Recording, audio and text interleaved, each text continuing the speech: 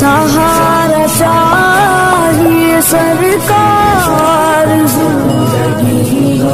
रोजेदार से कह रहा है रोजा रख मैं तेरा हो जाऊंगा, रोजा रख मैं तेरा हो जाऊंगा। और एक रिवायत में यूं भी आया है कि जो रोजा रखेगा इसका मतलब ये है कि मैं ही उसकी जज़ा हूं, मतलब रोजेदार को अल्लाह अपना दीदार कराएगा, रोजेदारों को अल्लाह का दीदार नसीब होगा।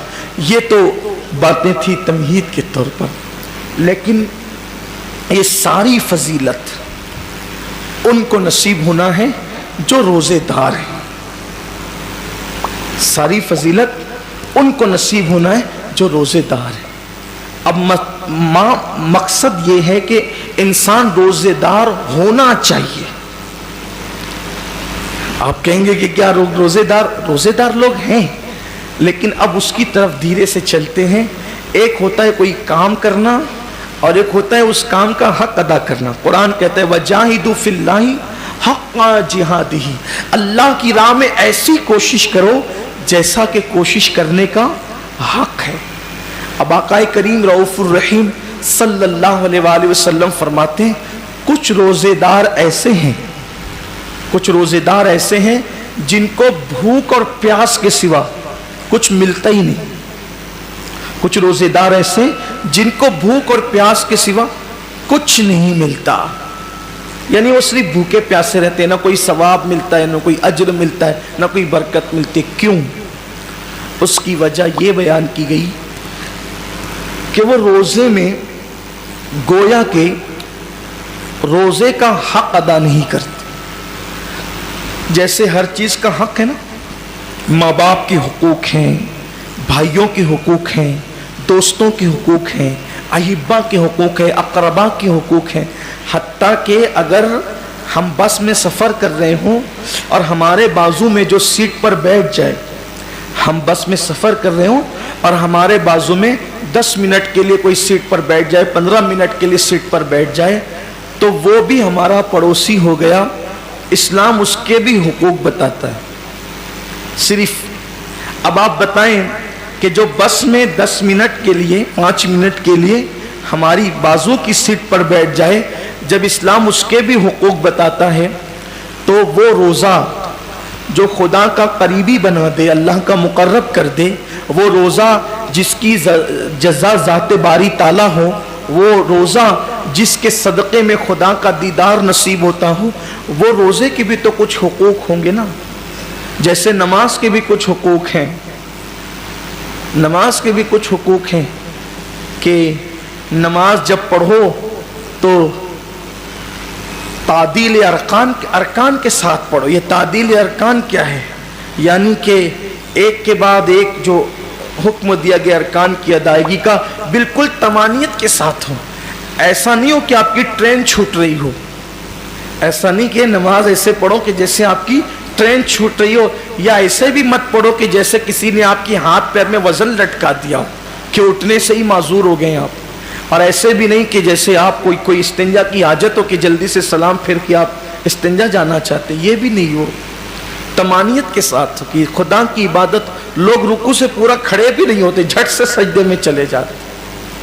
और कुछ लोग खड़े होने में इतनी देर लगाते हैं, ऐसा लगता है जैसे बेचारा 10 साल से कम मरीज है। न ये आदत अच्छी है, न ये आदत अच्छी, क्योंकि कुरान कहता है मुनाफिकों की नमाज बयान करते हुए कि जो इस तरह मुनाफिक इस तरह नमाज पढ़ते हैं सुस्ती के साथ, बिल्कुल सुस्ती के साथ, ऐसी नमाज नहीं। एतदाल रसूलुल्लाह सल्लल्लाहु अलैहि वसल्लम का जो फेल है। तो इसी रोज़े के कुछ हुकूक हैं। अल्लाह के हबीब सल्लल्लाहु अलैहि वसल्लम ने रोज़े के हुकूक बताए। अगर उन हुकूक को सामने रखते हुए हम रोज़ा रखेंगे तो इंशाअल्लाह आप देखना रोज़े की बरकत कितनी महसूस होगी खुद अपनी ज़िंदगी में। क्योंकि रोज़ा वो है कि आका अलैहिस्सलाम एक बार, वो मशहूर हदीस पाक है कि जुमा का खुतबा देने के लिए मिंबर पर तशरीफ़ ले जा रहे थे, तो हुजूर ने एक के बाद एक 3 बार आमीन फरमाया। तो सहाबा ने पूछा कि आपने आमीन क्यों कहा? तो कहा जिब्रील आए थे और वो दुआ कर रहे थे तो मैंने उनकी दुआ पर आमीन कहा।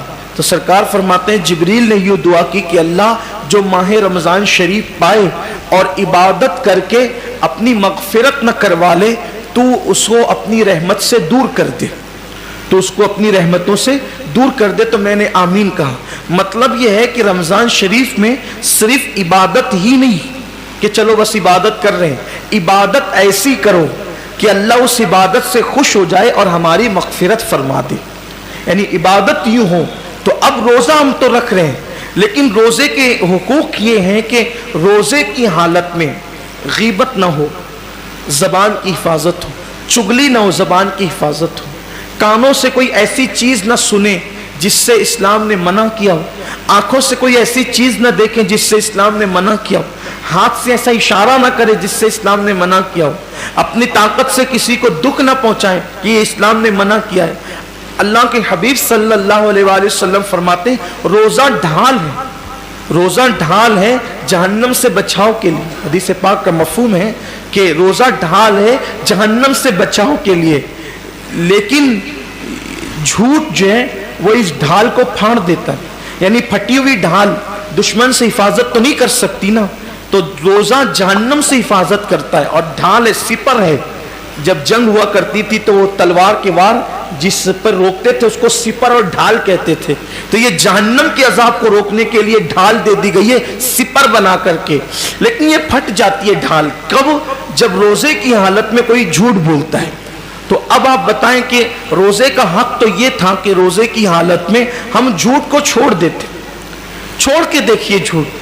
دراصل مہینے بھر کے روزے فرض کرنے کا مقصد یہ ہے لعلکم تتقون، تاکہ تمہارے اندر پرہیزگاری پیدا ہو، تقوی پیدا ہو۔ میں 11 مہینے جھوٹ بول رہے ہو، سودا بیچتے ہوئے گلی محلے میں بیوی بچوں کے درمیان، اب روزہ ہے جھوٹ بولنا چھوڑ دو۔ 1 مہینے تک جب مسلسل جھوٹ بولنا چھوڑ دو گے تو عادت پڑ جائے گی جھوٹ بولنے سے بچنے کی، اور پھر شیطان کو بھی قید کر دیا گیا۔ نفس جو جھوٹ بولنے پہ اکساتا ہے اس کو بھی بھوکا رکھ کر کے سست کر دیا گیا، نفس بھی ڈھیلا ڈھالا پڑا رہتا ہے روزے کی حالت میں، اور ادھر وہ شیطان بھی قید رہتا ہے۔ اب بندے سے کہا گیا اب کوشش کر، عادت پیدا کر۔ اب ہم مگر عادت نہیں جاتی۔ احتیاط کیجئے، یہ سوچ کر، صرف یہ سوچ کر کہ اگر میں جھوٹ بولوں گا تو میرا روزہ بے نور ہو جائے گا، جھوٹ بولوں گا تو میرا روزہ بے سود ہو جائے گا۔ فون پر جو لمبی لمبی باتیں روزے کی حالت میں کرتے ہو چھوڑ دو، مختصر بات کرو۔ جتنا زیادہ بات کرو گے اتنا زیادہ زبان سے جھوٹ اور غیبت کا اندیشہ ہے۔ روزے کی حالت میں کم سے کم بات کرو، ضرورت کے مطابق بات کرو۔ اور ایک بات ہے کہ سچ بولنے کی عادی بنو۔ یار ہمیں رزق تو دینے والا اللہ ہے، عزت دینے والا اللہ ہے، حفاظت کرنے والا اللہ ہے، جلانے والا اللہ ہے، مارنے والا اللہ ہے۔ اگر کوئی کہہ دے کہ لیٹ کیوں آیا، سو رہا تھا اس لیے لیٹ ہو گیا، کون کیا بگاڑ لے گا؟ یہ کیوں کہتے ہو کہ راستے میں ٹریفک جام ہو گئی تھی، سو رہے تھے تو سو رہے تھے، کیا ہوگا؟ زیادہ سے زیادہ کیا کوئی گردن مار دے گا؟ کیا کرے گا کوئی؟ اگر ہم لیٹ ہو گئے اور سچ بول دیے کہ میں سونے نیند کی وجہ سے لیٹ ہو گیا تو نہیں پہنچ سکا، میرے بچوں کو کھلا رہا تھا نہیں پہنچ سکا، لیٹ ہو گیا، کوئی کر کیا لے گا؟ اتنا ہی ہوگا کہیں نوکری کرتے تو وہ ہٹا دے گا۔ جہاں نوکری کرتے رزاق وہ نہیں ہے، رزاق اللہ ہے جس نے جھوٹ ہم پہ حرام کیا ہے۔ مسلمان سچ بول کر تو دیکھیں، مسلمان سچ بول کر تو دیکھیں۔ دراصل عبادتوں کی جو لذتیں برکتیں ہمارے چہروں پر، ہمارے دلوں پر، ہمارے کردار پر جو مرتب ہونا چاہیے وہ اس لیے نہیں ہے کہ روزہ تو رکھ رہے لیکن اس کا حق ادا نہیں کر رہے، حقوق روزہ سے غافل ہو چکے ہیں۔ مخلوق کا خوف ہے، خالق کا خوف نہیں ہے۔ بولو زبان سے سچ، حق بولو۔ اسی لیے رمضان شریف لایا گیا ہے تاکہ ہم پریکٹس کریں، ہم عادی بنیں، ہم اپنی زبانوں کو پاک کریں، تطہیر کریں۔ روزے کی حالت میں مت کرو کسی کی غیبت۔ کوئی فون پہ شروع پڑ جائے تو بس کرو، آج نہیں، آج روزہ ہے، اظہار کرو آج روزہ نہیں کریں۔ اللہ جانتا ہے۔ آج صبح ہی میرے ایک دوست سے بہت دنوں سے میری گفتگو نہیں ہوئی تھی، فجر کی نماز کے بعد وظیفے میں بیٹھا تھا کہ اچانک اس کی یاد آئی۔ میں نے اس کی یاد آنے پر وظیفہ روک کر اس کو فون، محبت جو ہے کئی دن ہو گئے تھے، اس کا ایکسیڈنٹ بھی ہو گیا مجھے پتا چلا، تو میں نے اس کو فون کیا تو گفتگو اس نے لمبی کر دی، اور اسی درمیان میں پھر شروع پڑ گیا۔ اس نے، میں نے کہا یار آج جمعہ ہے میرے عزیز اور روزہ ہے. سن تو لے, میں نے کہا روزہ ہے, بہت قیمتی ہے رمضان شریف کا روزہ, بس کر ختم کر دیں آپ, چھوڑ دیں آپ, بند کروا دیں, پرواہ نہیں کی. دوست راضی, دوست تو یار تو مرنے کے بعد, جیتے جی دوست تو چھوڑ دیتے, مرنے کے بعد چھوڑ دیں گے. بہت وفادار دوست لوگ ہیں تو مرنے کے بعد تو سب نے چھوڑنا ہی چھوڑنا. وہ یار کی ذات ہے جو کبھی نہیں چھوڑتا, تو سب کی خوشی میں اسے کیوں ناراض کرتے ہیں. بولے صاف لفظوں میں لیکن اچھے انداز, یہ نہیں کہ آپ کا تکبرانہ لہجہ ہو اور آپ کا جھڑکیاں ہو, نہیں, یہ اسلام نہیں. اسلام کے اندر تو جھڑکیاں ہے ہی نہیں. آپ کا لہجہ اچھا چھوڑ دیجئے, کوئی بات مت کیجئے غیبت. روزہ ہے ہمارا آج, اور روزہ رکھنے والا دیکھیے, ہم روح افزا فریج میں پڑا ہوا ہے, شربت فریج میں پڑا ہوا ہے, فروٹ دوپہر سے بھر کے, بلکہ کل سے پرسوں سے پوری فریج بھری ہوئی, کھانوں کی خوشبو آ رہی ہے. کیوں نہیں کھاتے؟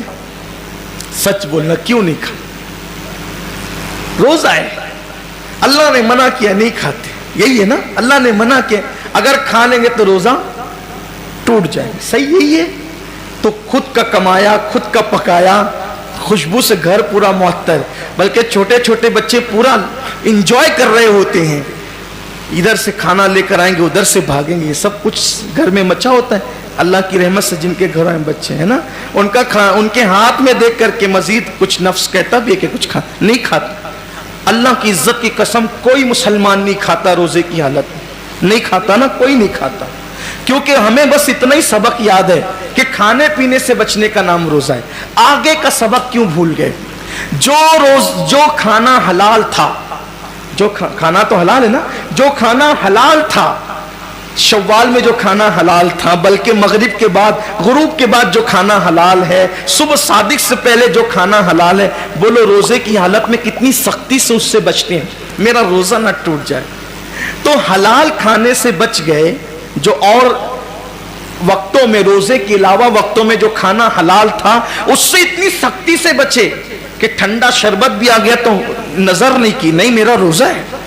کسی نے پیش کر دیا, اگر نہیں چائے نہیں میرا روزہ ہے, کہا بہت پسند ہے چائے, کہا پسند ہو لیکن آج روزہ ہے, نہیں پیئیں گے. بولو ہوتا ہے کہ نہیں ہوتا ہے؟ حلال چھوڑ دیا, کیوں؟ روزہ ہے. یار جو غیبت تو روزے کے علاوہ بھی حرام ہے, جو جھوٹ تو روزے کے علاوہ بھی حرام ہے, جو دھوکہ تو روزے کے علاوہ بھی حرام ہے, جو جھگڑا جو روزے کے علاوہ بھی حرام ہے.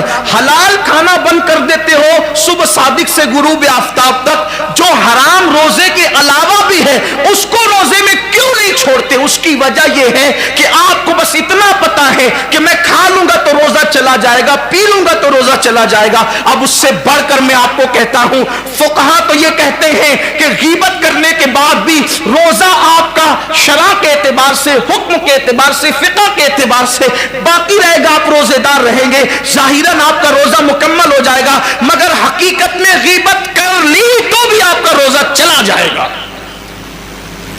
آپ کا روزے میں معاذ اللہ گویا کہ غیبت کرنا اتنا ہی برا ہے جتنا کھانا برا ہے, بلکہ میں کہتا ہوں اس سے زیادہ. کیوں برا ہے؟ آؤ بخاری شریف کی حدیث ہے, صحیح میں ہے, اس وقت صحیح یاد نہیں آتا کہ بخاری شریف میں یا کوئی اور دوسری, البتہ صحیح ستہ میں ہے. یہ جو 6 کتابیں نا, تو ان میں سے کسی ایک کتاب میں ہے جہاں تک میری قوت حافظہ میری رہنمائی کر رہی ہے. اللہ کے رسول علیہ السلام نے صحابہ سے کہا روزہ رکھو. کیا کہا؟ روزہ رکھو, اور جب تک میں نہ کہوں اس وقت تک کوئی افطار نہ کرے. حضور نے فرمایا صلی اللہ علیہ وسلم حدیث پاک کا مفہوم ہے, جب تک میں نہ کہوں اس وقت تک کوئی روزہ نہ کھولے. اپنی زبان میں مالے گا, روزہ نہ کھولے جب تک میں نہ کہوں. اب سب منتظر ہیں کہ حضور کا حکم ہو تم افطار کریں, یعنی روزہ کشائی کریں, روزہ کھولیں. ایسے میں ایک صحابی بارگاہ رسالت میں آئے, عرض کی یا رسول اللہ, میرے ماں باپ آپ پہ قربان صلی اللہ علیہ وآلہ وسلم, میرے گھر کی عورتوں نے بھی روزہ رکھا ہے, میرے گھر کی عورتوں نے بھی روزہ رکھا ہے. کہ تو آقا یہ بتائیں کہ کیا اب وہ روزہ کھول دے؟ اب وہ روزہ کشائی کر لے, ان کی روزہ کشائی ہو جائے, افطار کر لے وہ. حدیث پاک کا مفہوم ہے کہ انہوں نے روزہ کہاں رکھا, انہوں نے روزہ کہاں رکھا, بلا ان کو بلایا گیا. اب بلانے کے بعد حضور علیہ السلام نے ان لوگوں کے سامنے ایک تشت رکھا, ان عورتوں کے سامنے ایک برتن رکھا تشت کہ اس میں الٹی کرو, طے کرو, الٹی کرو.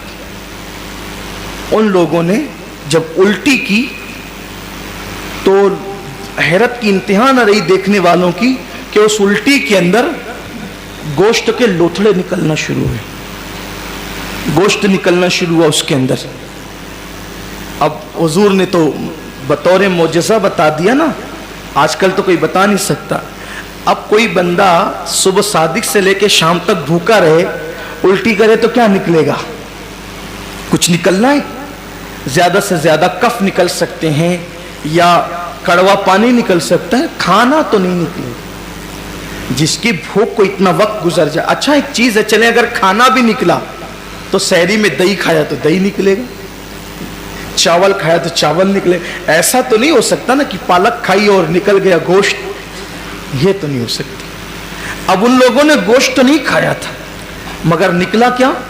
گوشت. اس کا مطلب یہ تھا کہ چوری چپے کہیں انہوں نے گڑبڑ کی ہے. گوشت تو گھر میں نہیں کھایا روزے کی شروعات کے, لیکن کچھ نہ کچھ ان سے گڑبڑ ہوئی, انہوں نے کہیں چھپ چھپا کر کچھ کھا لیا. لیکن حیرت یہ تھی کہ وہ عورتیں بھی اس سے زیادہ حیرت زدہ تھی کہ یا اللہ ہم نے تو گوشت کھایا نہیں, گوشت نکلتا کیوں ہے, آیا کہاں سے؟ اور پریشان ہو گئی, یہ گوشت آیا کہاں سے؟ سرکار نے ان کی پریشانی دور کی اور میرے غیب داں نبی صلی اللہ علیہ وآلہ وسلم نے فرمایا, کیا تم لوگوں نے کسی مسلمان کی غیبت نہیں کی؟ کیا تم لوگوں نے کسی مسلمان کی غیبت نہیں کی؟ فلاں فلاں کی غیبت تم نے نہیں کی؟ انہوں نے کہا ہاں کی. فرمایا یہ وہ اسی گوشت کا لوتھڑا ہے, کیونکہ جو کسی مسلمان کی غیبت کرتا ہے گویا وہ اپنے مرے ہوئے بھائی کا گوشت کھاتا ہے, وہ اپنے مردہ بھائی کا گوشت کھاتا ہے. یہ وہی انجام ہے. انہوں نے بکری کا, مرغے کا گوشت نہیں کھایا تھا, اونٹ کا گوشت نہیں کھایا تھا. یہ گوشت کیوں نکلا؟ یہ غیبت کر کے جو مرے ہوئے بھائی کا گوشت کھایا تھا, یہ وہ گویا کہ بتایا جا رہا ہے. حقیقت کے اندر اس کا یہ حضور کی شان ہے, حضور علیہ السلام نے بتا دیا. تو اب سحری آپ بھی مونگ کی دال سے کریں یا کھیر سے کریں یا تری کے مسالے سے کریں, لیکن اگر آپ بیٹھ کر غیبت کرتے ہیں تو آپ نے بھی مرے ہوئے بھائی کا گوشت حلق کے نیچے اتار لیا. اب وہ تو حضور کا ظاہری دور تھا, حضور نے اگلوا دیا, اب کون اگلوائے گا؟ اب کون اگلوائے گا؟ یہ تو پیٹ جہنم کا دا بن رہا ہے. میں پھر کہتا ہوں کہ میں یہ نہیں کہتا کہ غیبت سے روزہ ٹوٹ جاتا ہے, لیکن یہ ضرور کہتا ہوں روزہ ختم ہو جاتا ہے.